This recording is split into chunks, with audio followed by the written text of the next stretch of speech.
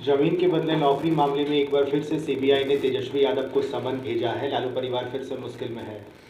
देखिए, ये जो पूरा मामला नौकरी के बदले ज़मीन का जो मामला है, उसको उजागर करने वाले हैं श्री ललन सिंह, जो इस समय जनता दल यू के राष्ट्रीय अध्यक्ष हैं। 2008 में जब मनमोहन सिंह देश के प्रधानमंत्री थे, उस समय ललन सिंह और स्वर्गीय शरद यादव ये दोनों गए थे ज्ञापन देने मनमोहन सिंह को कि लालू यादव ने रेल मंत्री रहते हुए दर्जनों लोगों से ज़मीन लिखवा लिया नौकरी के बदले में। लेकिन चूंकि उसमें यूपीए की सरकार थी, कोई कार्रवाई नहीं हुई। और 2014 के बाद जब एनडीए की सरकार बनी तो ललन सिंह फिर एक बार सक्रिय हो गए और सारे कागजात ललन सिंह और नीतीश कुमार की पार्टी ने सीबीआई को उपलब्ध कराया, जिसके आधार पर कार्रवाई हो रही है। अब ये बात अलग है कि आज प्रधानमंत्री बनने के लिए वो लालू यादव के साथ खड़े दिखाई पड़ रहे हैं, भ्रष्टाचार के साथ समझौता कर दिया नीतीश कुमार ने। तो जो लोग कल तक कागज उपलब्ध करा रहे थे, आज वो लालू के पक्ष में खड़े दिखाई पड़ रहे हैं। लेकिन देखिए, कानून के हाल बहुत लंबे होते हैं। सीबीआई के पास प्रमाण है, दस्तावेज है, सबूत है। उस सबूत को कोई नकार नहीं सकता है। और केवल एक ही बात का जवाब दे देते तेजस्वी यादव कि हृदयानंद चौधरी कौन है, जो रेलवे कॉम्प्लेक्स जो राजेंद्र नगर का वहाँ के 4th ग्रेड की एम्प्लॉई, जिनको लालू यादव ने रेलवे में नौकरी दी, और उस हृदयानंद चौधरी ने 60 लाख की अपनी ज़मीन गिफ्ट कर दिया हेमा यादव को। तो जो सारे प्रमाण हैं वो बहुत ही पुख्ता प्रमाण है, जिसमें कोई तेजस्वी यादव या उनके परिवार को बचा नहीं सकता है।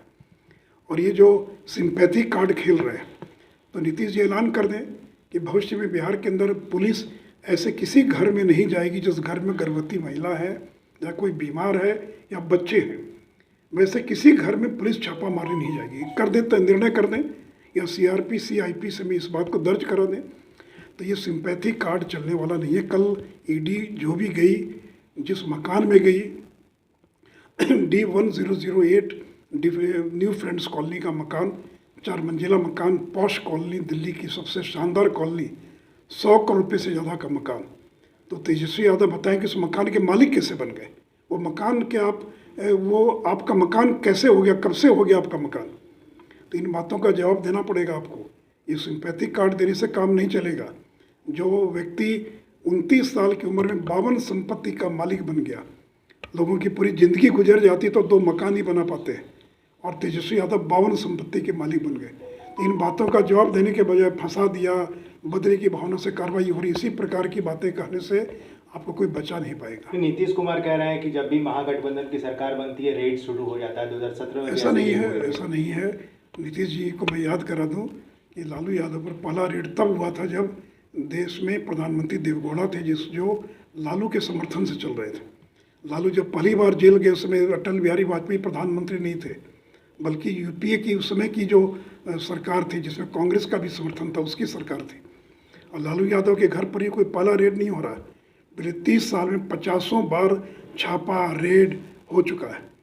और अगर हिम्मत है तो नीतीश कुमार ऐलान कर दें कि जिस चारा घोटाला में लालू यादव को 4 मामलों में सज़ा हो चुकी है, वो फर्जी कागजात के आधार पर उनको सज़ा हुई है। इसलिए मैं बिहार की जनता से क्षमा मांगता हूँ कि हम लोगों ने फर्जी कागज सीबीआई को उपलब्ध कराया, जिसका खामियाजा लालू यादव को भुगतना पड़ा, और लालू यादव को 4 मामले में सज़ा हो गई है। हिम्मत तो ललन सिंह ऐलान कर दें, तो पहले तो कागज उपलब्ध कराइएगा। और अब प्रधानमंत्री बनने का सपना पूरा करने के लिए भ्रष्टाचार के पक्ष में खड़े दिखाई पड़ रहे हैं। आपने सिंपैथी की बात कही, लेकिन कल देर रात लालू प्रसाद यादव ने सोशल मीडिया पे एक पोस्ट किया जिसमें उन्होंने लिखा कि बीजेपी इतने निम्न स्तर पर जाकर हमसे राजनीतिक लड़ाई लड़ेगी। इसलिए मैंने कहा ना कि नीतीश कुमार ऐलान कर दें कि भविष्य में बिहार के अंदर बिहार की पुलिस किसी भी ऐसे घर में छापामारी नहीं करेगी जिस घर के अंदर बच्चे होंगे, औरतें होंगी, कोई गर्भवती महिला होगी, उस घर में पुलिस नहीं जाएगी। कर दें ऐलान, ऐसा कोई नियम है क्या। और पुलिस गई थी, उनसे पूछताछ करें, उनकी पत्नी से थोड़ी पूछताछ करने गई थी। तो ये झूठ सच बात बोलकर जब कुर्नी का भी बाई इलेक्शन हो रहा था, तो उसमें तेजस्वी यादव ने कहा कि पिताजी के किडनी का ट्रांसप्लांट होने वाला है, इसलिए कुर्नी में जिताइए ताकि एक मैसेज दीजिए पॉजिटिव, मेरे पिताजी मुस्कुरा सके। लेकिन जनता इस तरह की भावनात्मक चीज़ों से नहीं आती हैं। आपने गलत किया, बोया पेड़ बबूल का, तो आम कहाँ से होए। आपने गलत किया तो उसका परिणाम आपको भुगतना पड़ेगा। और इसलिए आज अगर लालू परिवार की अगर ये दुर्दशा है, तो उसके लिए अगर कोई 2 व्यक्ति जिम्मेवार हैं तो वह नीतीश कुमार और ललन सिंह। आपने लालू की लीला नाम की किताब भी अपने पास रखी है, क्या है यह किताब?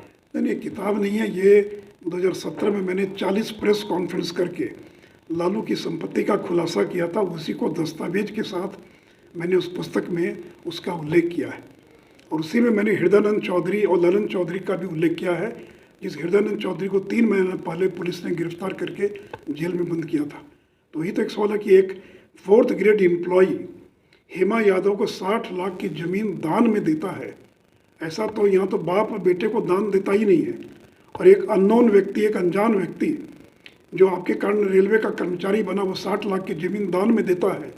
और 2 साल के बाद हेमा यादव, राबड़ी देवी 60 लाख की ज़मीन को 3 करोड़ में बेच देती हैं AK info system private limited को, जिसका वो मकान था, जिस मकान में तेजस्वी यादव कल रह रहे थे, जहाँ कल ED छापा मारने गई थी। धन्यवाद।